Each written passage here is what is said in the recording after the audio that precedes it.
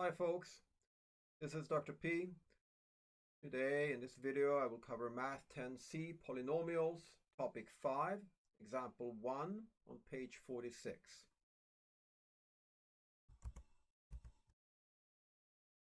In this example we will be factoring a difference of squares. And before we can factor a difference of squares, we need to make sure we're actually dealing with a difference of squares. So if we take a look at A here, a difference of squares, step number 1 is going to be to make sure we're dealing with a binomial. It's always a binomial, which means we have two terms. Step number 2 is to make sure that both terms are perfect squares, which means that we can take the square root of both terms. So square root of x squared is just x, square root of 25 is 5, which means that both terms are perfect squares. So check that we're dealing with perfect squares. Perfect squares. And the third thing we need to check before we do the factoring is that the two terms are separated by a minus sign. It's a subtraction. Hence, that's why it's called difference of squares. Difference means subtraction. So we need a subtraction. And it is a really good idea to check these three things before you go ahead and do the factoring. So we're dealing with a binomial, two terms. Both terms are perfect squares, and they are being subtracted. It's a difference. Okay. All right. I'm just going to paste this, clutter it a little bit. Now we can go ahead and do the factoring.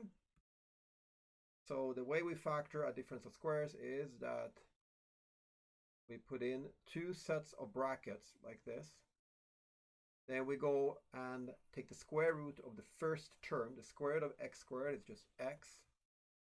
We put the x as the first term in both brackets. Then we take the square root of the second term. So square root of 25 is 5. And we put that as the second term in both brackets. And then we put a plus and a minus. And that's it.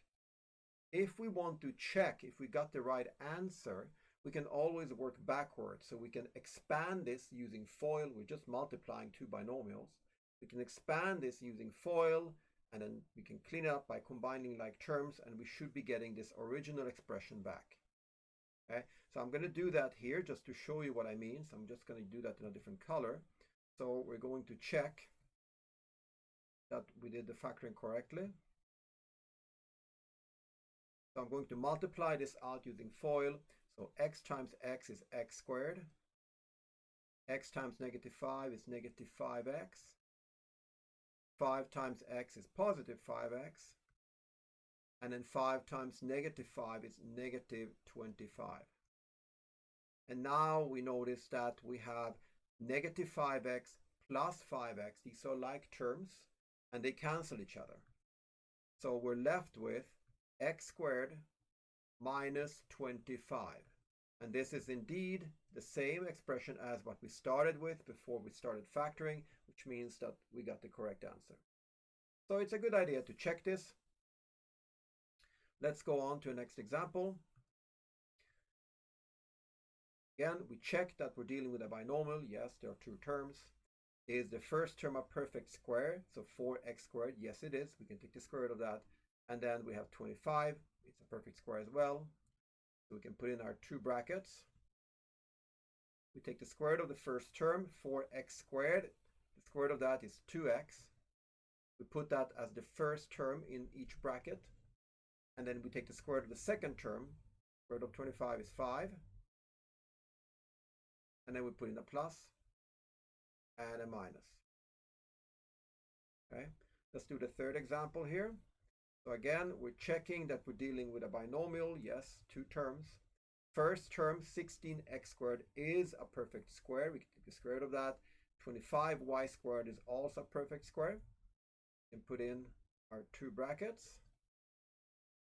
Square root of 16x squared is 4x.